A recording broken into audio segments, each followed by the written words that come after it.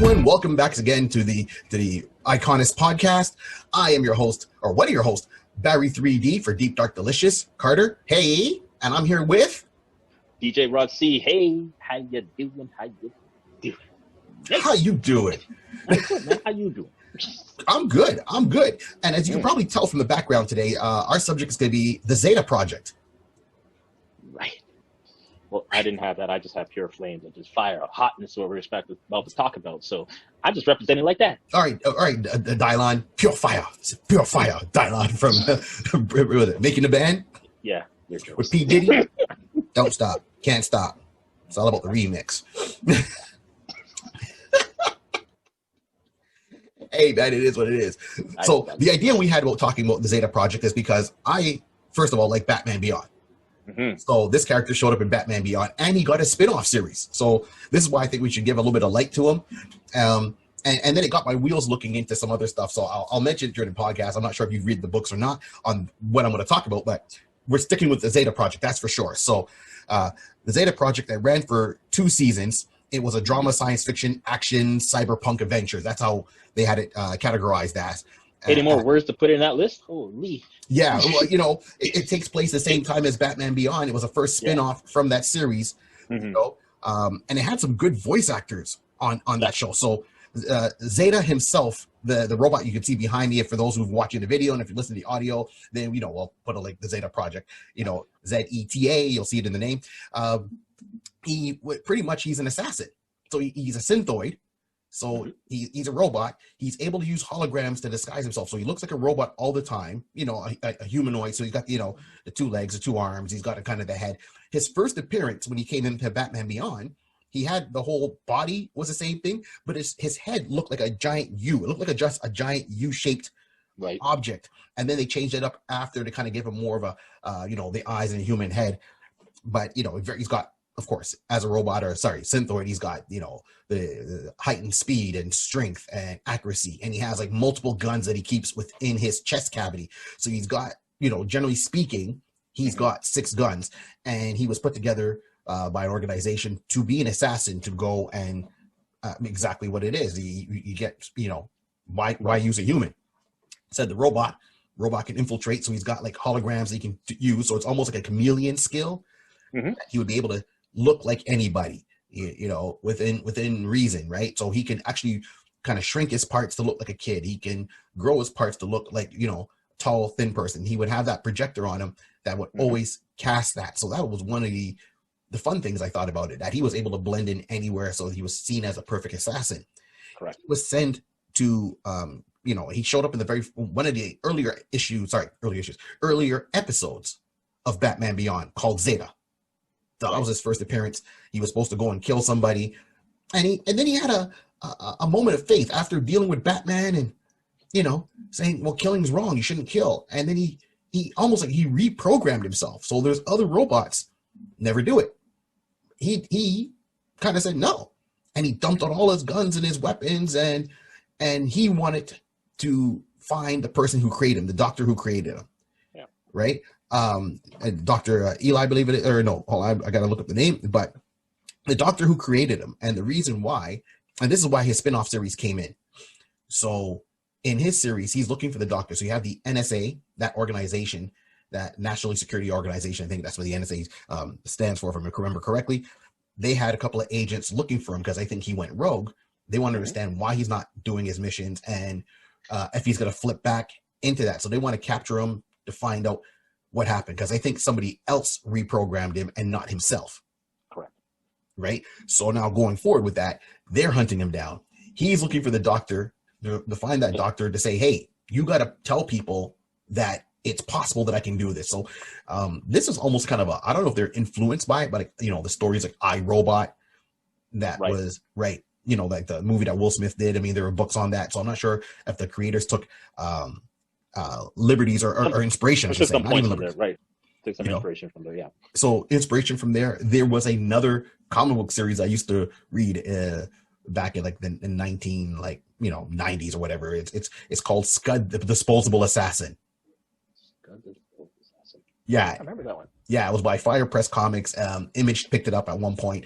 The creator was you know, he was working for that, and then he kind of put the script away, and he started working more on movies, like writing movies and TV shows, and then he kind of went back to it to finish off the series. But we can talk about that another time. But it was almost the same presence.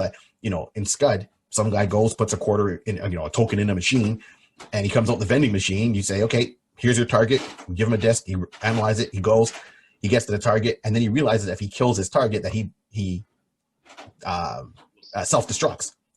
So, okay. Yeah, so he didn't want to do that. So what he did is maim his target. So very dark humor. So he maims the target. So he shoots off the target's legs and arms, you know, and the target is not human. So don't, oh my God. And then, you know, he takes jobs to keep the target on life support so the person never dies. Wow. And works as a mercenary. But that's something we could get into. But yeah, so seeing that, when I'm looking at Zeta, I kind of get that kind of iRobot, Scud, the disposable assassin vibe to it. Not as dark, obviously not as dark. Yeah, this is a kid show, but it's definitely, yeah. Go ahead, man. Yeah, no, you're right. So this was a kid show.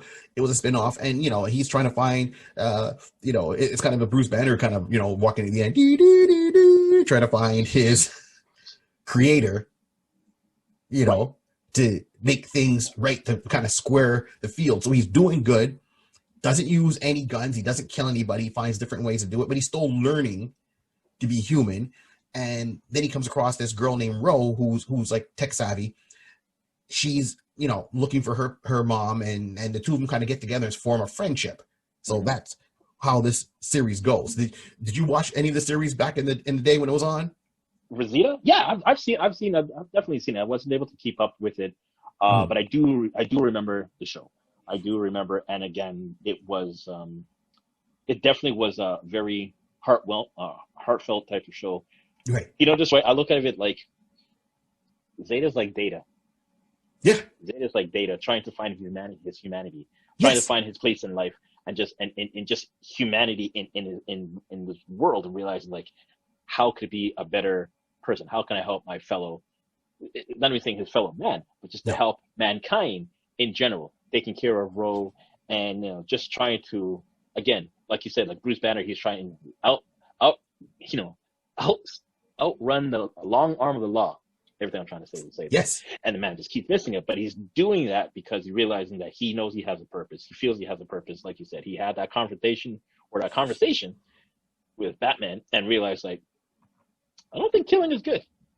I don't think it makes sense. Look, I'm out. Useless. I'm out. And that was it. So the doctor, like, to go back to what you're saying, because I pulled it up. So the doctor is Dr. Aroyu. Yes, yeah. So that was the doctor's name. So basically trying to find him just to get, you know, the clarity to say, you know, why you make me and everything along that line. So I vaguely remember just seeing it now, just kind of, I'm back. I'm back. What's going on? Talk to me.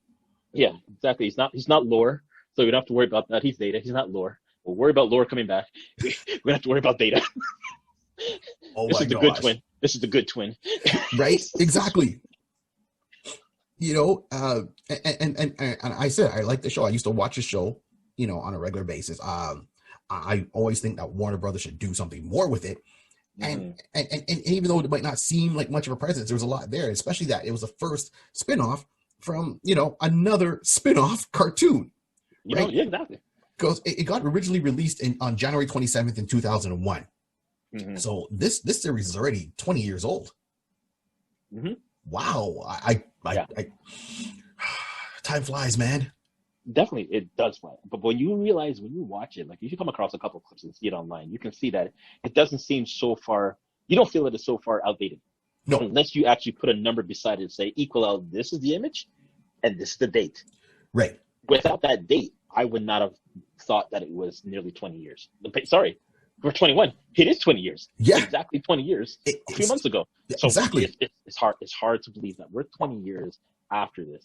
I would have definitely felt like this would have been like a 15, 11, maybe 2011, 2011, you know, kind of scenario. But when you see those numbers, but I agree with you, like, honestly, that if they were to come back and do a spinoff or just do, anyways, a spinoff or a reboot on this, right? I would definitely catch on.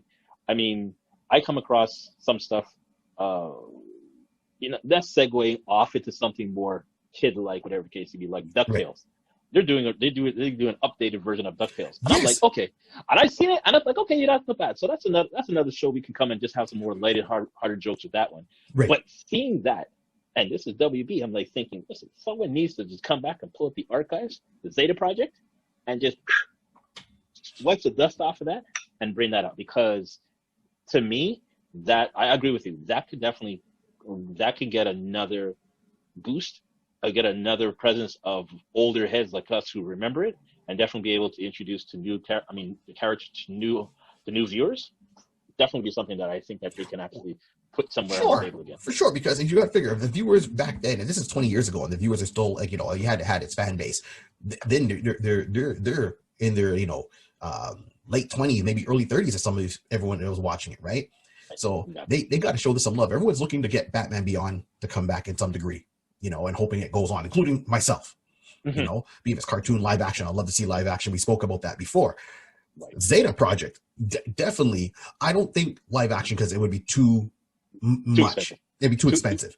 I want to see on like HBO Max. I want to see it on Netflix. I want a streaming service, and it doesn't have to be like a full out series. They can do, look, they went back and they did Carmen Sandiego. They did Voltron. That's another one too, right? And Voltron too. Like, listen, they definitely are going back and looking in the archives and bringing back some old classics. So they may not see this as a classic, but this is maybe more of a cult classic.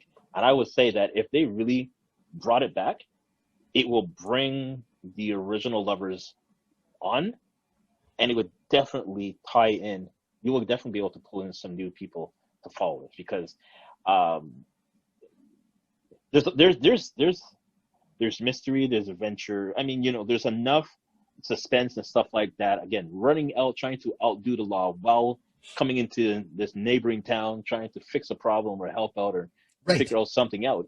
Again, it is a DC kind of slash, sorry, not a DC. There's a Marvel kind of conversation with the Hulk, but it's the same kind of scenario presence. You walk in, do what I got to do, look over my shoulder, but I'm taking care of the issue ahead in front of me, and I just got to go off. But yeah. Yeah, I would see this series happening like The Fugitive. Exactly what it was. Yeah. Right? Yes. Right? Perfect. The Fugitive. You go back, you look at The Fugitive, or back in BIM, as they call him, Dr. Kimball, and that's how the show was named, right? We call it The Fugitive, and you do that hide and spin because he's being chased by the government. He's still trying to help out people in the same time, and he's got other people trying to stop him. And then his sidekick, or I call sidekick, but her name Ro, right? So Rosalie Ronan. She was 15 years old when she teamed up with him here. So if I move this way, you'll see what she looks like. So her original appearance, she had black hair or brown hair, and then they gave her blonde hair in his own series. So that was where one of the cosmetic changes that happened. But you make it in. So let's go through and see what happens. Let's wrap it up. And there's so much to play with. Seeing that it's been 20 years has gone by. Right. You could age her without aging him. Correct. Right?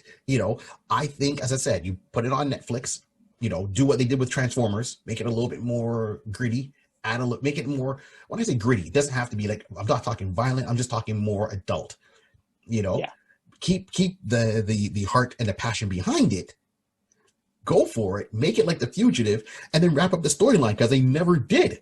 Yes, and that's what I've always wondered, especially when we did all the research for this, and I'm realizing, that was just an ended loop.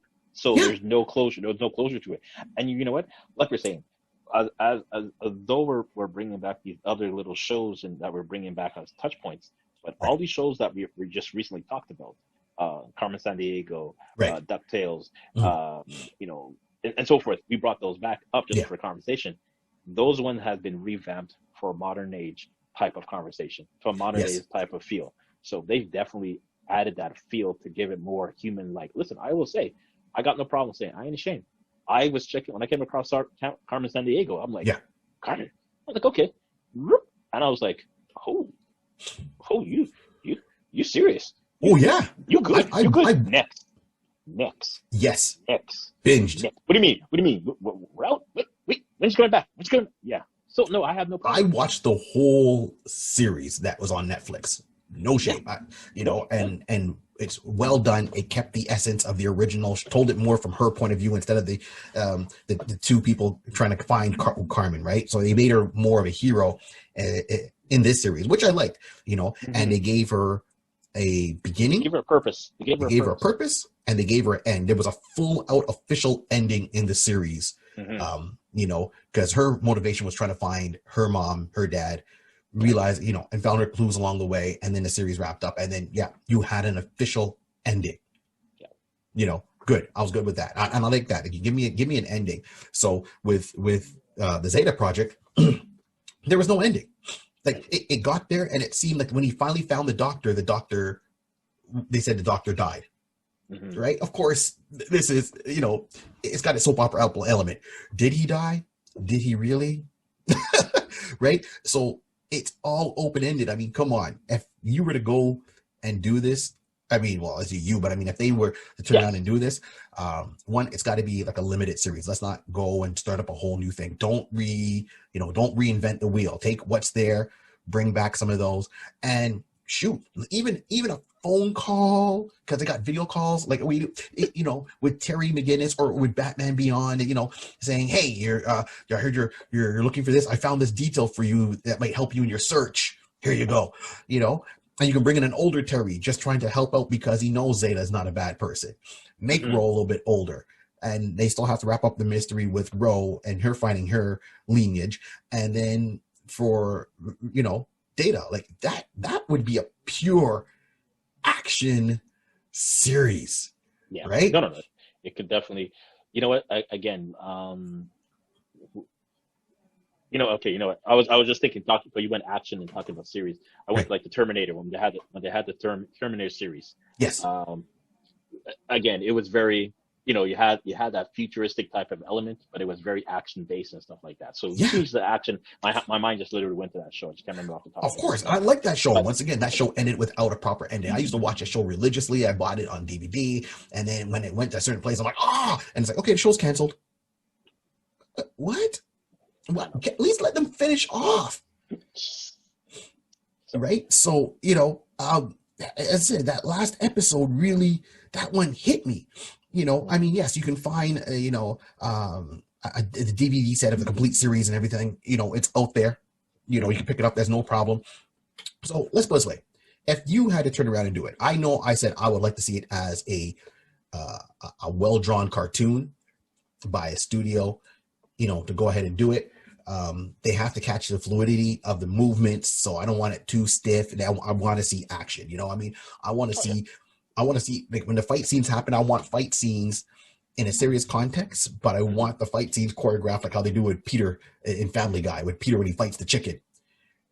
They do so much pop, pop, pop, pop, pop, like nonstop on the go action. If you watch those scenes, those are fight scenes that we should have in, cartoons with the real superheroes, not just one punch, not just two kicks. I want ongoing action. Like, what was the one I liked there recently? Batman, Son of the Dragon, or where it was kind of the 70s kind of feel to it. Okay. So, yes. Yeah. So they got in Richard Dragon. So that one was pure. Like, when they did the moves, they were real intricate when they did the moves in the fight scenes. So we need something choreographed like that. Is it harder to draw? Absolutely. So do I see it as a 3D animated show? No, it never was. I don't want to see it come back 3D animated. I want to see it 2D animated. That feel, that look to it. And really get into it. It's got to keep that artistic style similar to the show or even Batman Beyond, to make the link. I like to see Terry McGinnis. The part I was about to say. Yeah, I like to see Terry come back in it.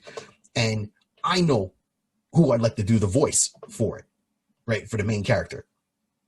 Well, so here's funny. Like, I was thinking in that regards to, you're talking about drawing and everything like that. Yeah, definitely wanted to be in 2D.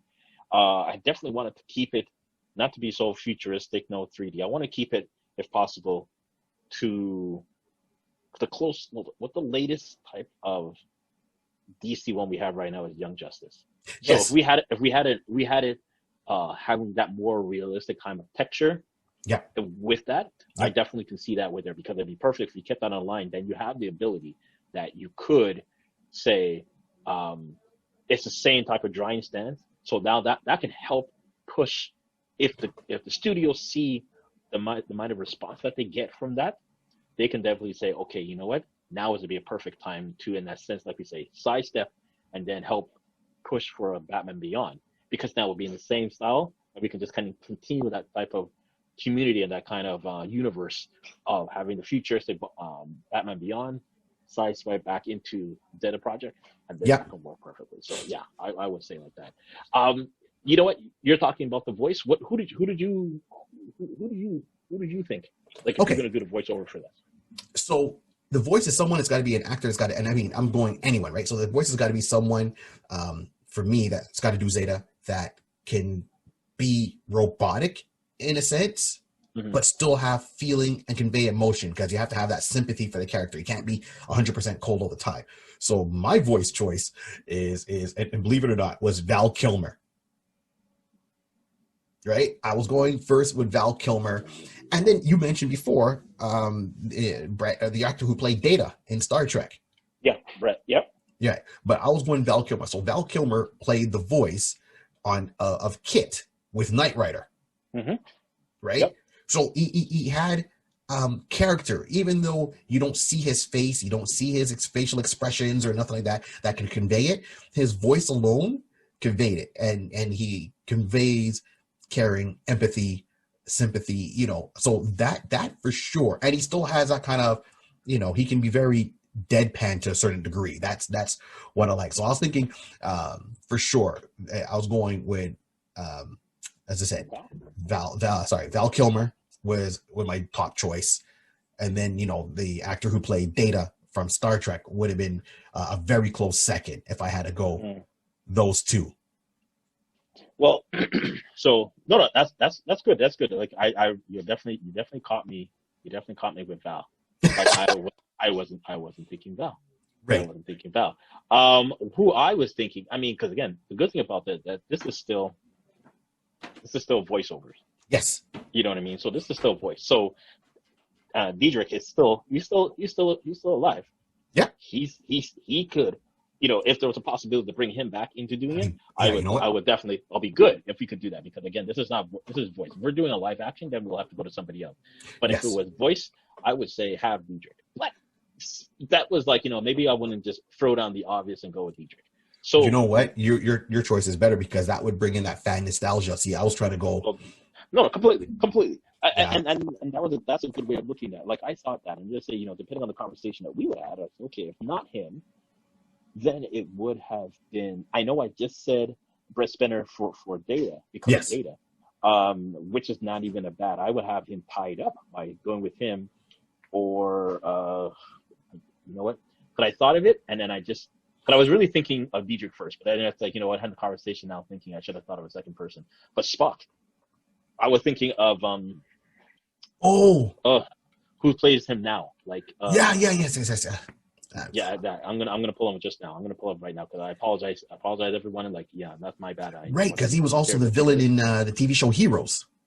Yes, exactly. And I just found out in Invincible. You know what? Yes. Let's just check it from Invincible. He's the voice of the robot. Really? Yeah, I'm just gonna go double check. Oh yeah. If I remember correctly, I came across that, and that took me for like, oh, that's okay. We will accept that. We will accept that. Yeah, Zachary Quinto. Yes. So yes. I saw that, and then as soon as I saw it, and then I heard it, I'm like, hey, that's why the voice was gripping me, and I just couldn't remember who was that voice, because that's why I had to go look and realize it was him.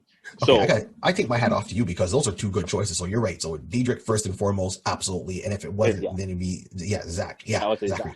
Yeah, absolutely. I would, hands down, I would go with your choices for sure, because even though he's playing that character on Invincible right now, that means he already got the idea of how that character should be, plus playing Spock, plus other things he's done, and I can definitely, I'm all for that. I like those choices. I like those choices a lot. That's like, because I thought of Spock himself, because at least, like you said, that's what kind of pulled me into what you said about having that. You can hear the emotion through the voice. You don't have to see a facial expression. You can hear the emotion through his voice. He has a way of carrying his tone and having that conversation that you don't have to be in the room, but you can hear his voice, and you can hear the empathy. You can hear how he's talking and everything like that. Now, that's perfect for that plays Zeta. That would be my thought process. So who did you think for Ro? Ooh, Ro. You know what? Here's the thing: if Deidre comes back, you got to bring back the original voice actress for Ro. Yes. Right? If it's not going to be her, then it's got to be. I would go with maybe. You know, that's a good question. I would go maybe someone more from the CW universe. Yeah, I would. Whose voice do I like that can? Because well, it depends. If they're playing Ro at 15, then you definitely have to go with a traditional voice actress to play that. If they're making Ro a little bit older, and someone, I would either. Yeah, you know what? I like the two characters from The Flash. So either one that plays the actress that plays Iris West. Okay. Right. And this, yeah. Yeah, or the one that plays Killer Frost. No. Yeah. Danielle. Yeah. Okay, cool. I could see one of those two actresses doing that role as a voiceover. I think that would be a fun thing for them. I mean, they got tons of acting experience, but I think their voice is unique enough that it would play off well if you don't get back to the original cast. Right. So, you know, that's not bad. Now, so here's my thought process, because right. I was trying to do, because everybody, we have these type of discussions every time. We're going to do this, and we just kind of like, you know, as you can see, we're pulling stuff out the hat. The other person doesn't know what we're doing. So I wasn't sure if 3D was going to go say if the characters were live or we doing voiceover. So I had the mental in my head for both, just in case. Okay. Because we did voice. No. Because we did voice. I mean, my head went down that route. But I was thinking that here's a scenario. You want someone who is, like you said, who has the chops, who knows how to do this. Right. It's not like you don't want to put her back into the saddle in that regard, but Tara Strong, she's just a voice goddess in that sense. Like, yes. Her voice has been known for everything. Absolutely. So, we could go with her. Then I was thinking that I came across and I was thinking about if I was doing live, and then my mind was just thinking, okay, who has that kind of robust type of action? And I just happened to remember from Transformers. So Nicola Pritz, right. who played from when the Transformer movie resurfaced in that sense, right. with Mike Wahlberg. So played yes. his daughter. She would have been, if I was doing a live action one. But right. I could probably even still see her, because if voiceover is not her forte, to my recollection. Mm-hmm. But I mean, with the proper training and stuff, like, just helping out and stuff like that. But you know what? She could definitely be able to take on that role as well, because she has that gritty type of, not gritty, but she has that, you can hear the fight, and and just like take no nonsense type of vocal when she was on the movie. So I mean, hey, we could just try to parlay that over to just doing voice. Yeah. I think she could do that well. I say Tara knows how to do it. Tara, that's her bread and butter. She's sleeping, absolutely. She'll be talking. You could just put a mic over her while she's sleeping, like saying, just mumble out anything. That makes sense. Sold. And that's it. Well, yeah. So for anyone that's listening, so if we're talking with some of the original casts, so when we're saying Diedrich, so a lot of people, you all know Diedrich without maybe realizing he was doing the voice. So Diedrich Bader, he was one of the main cast members from the Drew Carey show. Right? He was on this. He had Drew Carey, and then he had his two friends, and Diedrich was a shorter one with the darker hair. And he showed up in some movies doing smaller roles, and he's done other roles on TV, but he's that actor. The other one who I like, who plays Agent James, is Kirkwood Smith. Mm-hmm. And if you don't know Kirkwood Smith, let me just say this. Famous line, "You're a dumbass." He played the father from the 70s show. He played Eric's father. So Topher Grace's father on the 70s show played the agent, and he was in RoboCop. Right. And he was in RoboCop. So him doing that voiceover, it's good. It's good. And he's still around and going up to now, man. So, and then you had Adrian West. West. Yeah. But right? See who West is? Yeah, Yeah. Wes is the one that kills me. When you hear it and you realize who it is, and you'll be like thinking, yeah, I can see why you're early WW, but we won't say that. I'll let you say that. But that's Yeah, okay. it's Michael Rosenbaum. Hmm. Michael Rosenbaum was come on. This is Mr. Lex Luthor from Smallville. Right. Or if we want to go, Barry Allen from Justice League, and so there's the connection right there. Yep. He's already doing that type of stuff. He's already Wally West. You can hear the Wally West type of tone when you hear West. I think Yes. that's funny. Then the Justice League cartoon, yeah. Agent West and Wally West. But I digress. I didn't catch up to now. That was hilarious. Good on you, right? Even all these years later, we're still learning something about this series. So that's what I said. So my whole point and my thought about this is, one, I want to see it come back, animated 2D, either bring back the original cast, because they all have the chops. They're still going, Right. Wrap up the series, do something special, really, up the action on it, up the action sequences on it, really make it look nice and put it out there. And be it, this is like a 20-year anniversary. So wow, I don't think anyone is doing this. So it's a 20-year anniversary, pretty much. I mean, ish of when this cartoon debuted. Characters around just a tad bit longer than that. And this would be awesome if they go and do something Batman Beyond and tie this in just for a 30-second drop. I'm satisfied. I'm absolutely satisfied. Absolutely, yes. For sure. Yeah. No, I completely agree. That would be just awesome if they were ever to do something like that. And even if they can't go that way, give us a miniseries. DC, Warner Brothers owns DC. Give us a 6-issue miniseries to wrap it up finally, and bank on the 30. Because what I would like to see, so we know the cartoon series I like to see. Mm-hmm. If they got to do a comic book, then wrap it up, because they've gone back doing the Batman animated series comic book, and theirs were really good. Mm-hmm.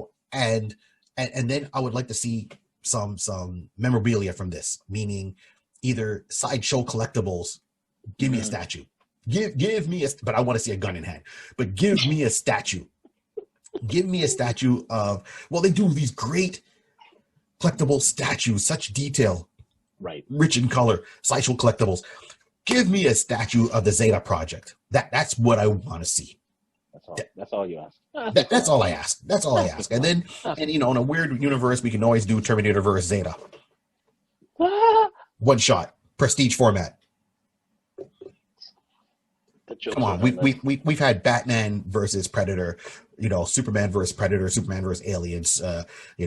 They fought Terminator. RoboCop versus Terminator. You can get me.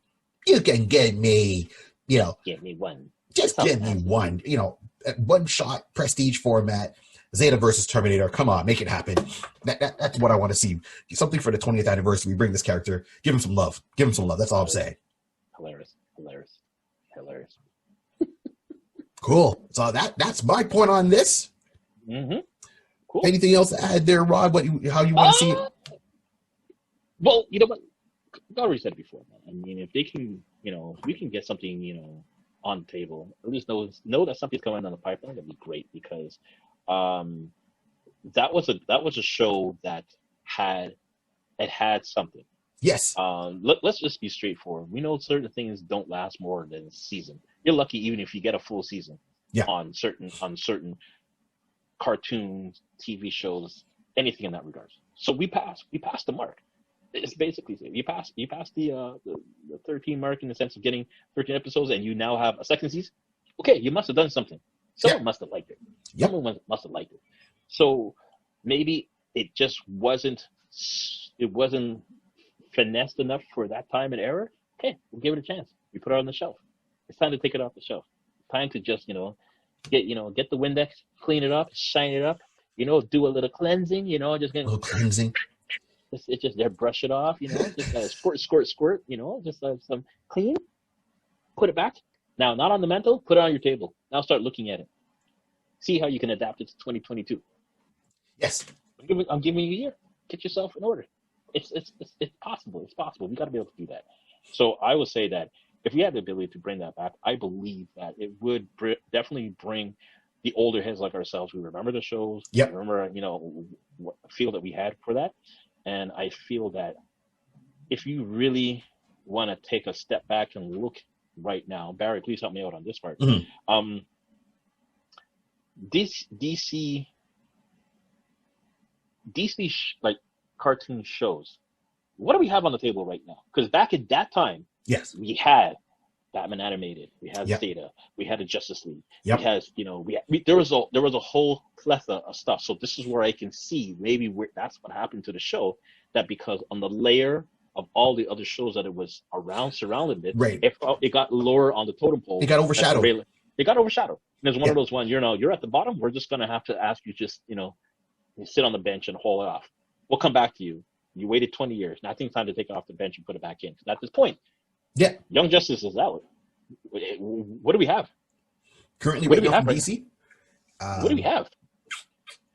nothing like on the serious aspect. Yeah, that's true. I think it's just Young Justice as a cartoon we have. We don't even have not to sound harsh. Young Justice isn't going. Nothing's going on right now. We don't. No, that's true. Now they're supposed to be Nothing. launching that new season coming up soon, but from DC, yeah, no, there's nothing. They went with their live action. They've kind of retooling with their distribution network with Diamond Comics. So I know that caused some things within the industry, but cartoon wise, and DC was like is strong. I mean, their strongest footprint is cartoons. Exactly. We just mentioned about the Batman Son of Dragon.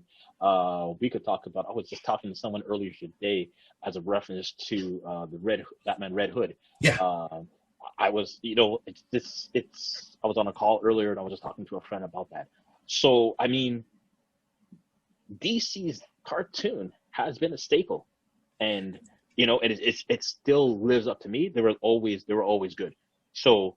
Oh, absolutely. I mean, look, when they did, was it Final Frontier? That was really a nice take. And I know there's a new one coming up with Wonder Woman and the Justice Society that's supposed to be coming up soon, right? Okay. Like a movie, but.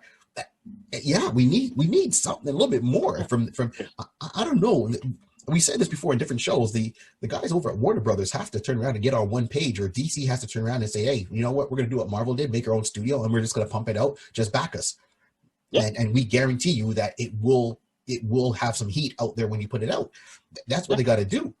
Yeah, completely. Because I mean, look, I'm looking at it right now. I got the Marvel movies that went on straight to DVD, the cartoons and all that. And Marvel was doing those, and I wish they did more.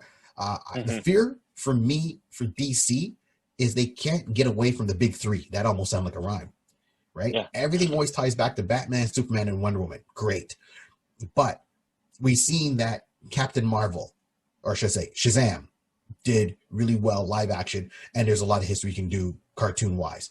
Aquaman, that's for sure a given. Dr. Fate, come on, man. That's a given. You did shorts with Catwoman. You did a short with the Spectre. Those are good. Green Arrow. But there was a Green Lantern cartoon, even though it's 3D animated. That was good. You got to kind of get away from. But they don't do that too often. They always have to. And that's the problem. Yeah, that's the scenario. They. I think the scenario is right. There is just like. I can understand as a business, you want to make sure that you're putting your money, you're writing your money on the right ones, and the top three this is your flagship. I understand. Yeah. But at some point in time, you're going to have to seg off somewhere, because I'm seeing some stuff that's giving me the understanding, like segueing off halfway. I just saw something this morning. I didn't get a chance to read on it too properly. Mm-hmm. I saw a note saying that eventually soon they're going to be calling Superman Super Clark. Really? Right. So yeah. So basically, it seems like DC is now basically because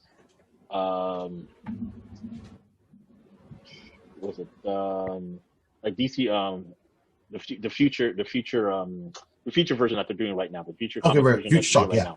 Future Shock, right? So they're basically saying because of that, Jonathan Kent is now.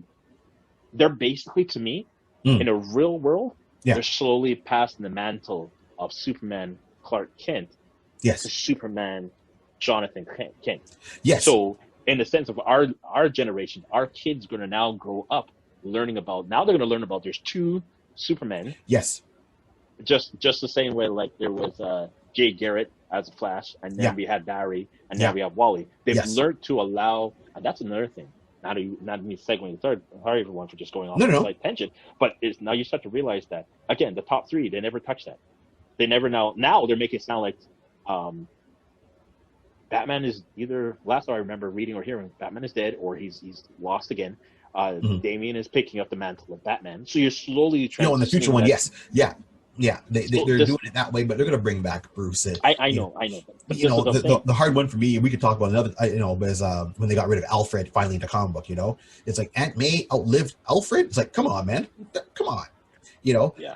It goes back to the same. They don't seem to have they put enough stake into their property, you know, like when they have no faith in him.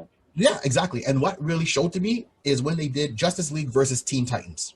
Okay, why do it had to be Justice League versus Teen Titans? It could have just been a straight out Teen Titan cartoon, and let them deal with Trigon, which he does come into play. And I think that was okay. So why did the Justice League have to come in? Because in the original couple of times when Trigon shows up, the League is nowhere around. The Titans take care of that. Right? The League is nowhere around. Right? So now saying, oh, the Justice League's in it. Oh, okay. Then people are going to pick up because they hear Justice League. That's like what Marvel was doing years ago, where Wolverine was in every issue, every book, no matter what. I'm glad they don't do that for the cinematic universe, but Wolverine was on, you know what, 2 different Avengers teams, plus an X-Men team, plus a solo book. But, you know, Wolverine just went on and on and on. And so Wolverine was everywhere. No, completely. Yeah, so, and that's what used to get me, is that Wolverine all the time was everywhere, and it's like, you know, to the point where Wolverine teams up with miniseries. Wolverine teams up with Iron Fist. I'm like, what does Iron Fist and Wolverine have to do? I would get it if you said it was Cage, or even someone after they did like the Heroes for Hire, and it was more later on, and they brought in one of the other people. But no, so I don't want, as I said, Zeta have a Flash with, you know, Terry McGinnis or Bruce Wayne of that age when he's older, or, you know, Batman Beyond, for like half sec kind of show up, say, hey man, I found this clue for you. Just to tie in, to let people know that if people didn't know that these worlds are on the same wavelength. Yes. It's the same time frame. Other than that, let just them a little be. Touch in, touch out, let it go. Let it go. That's all I would say. Let it go, let it be, and that's it. That's all I want to see, and let him stand on his own, because he definitely can. You know, when I'm thinking of all the people, you know, if you were into the Isaac books with the, you know, I, Robot and that whole run, those novels, if you've ever read Scud the Disposable Assassin, you know, if you're a Terminator fan, all this, if you're a Fugitive fan, all this ties in somewhat to that. I could see the influences coming across for this series. So I want it to be on its own, strong on its own. Do what you got to do. Yeah, completely. Yeah, if that could be achieved, I definitely see that. I really feel that is something that could definitely benefit DC and Warner Brothers. Yes. Going forward. Yes.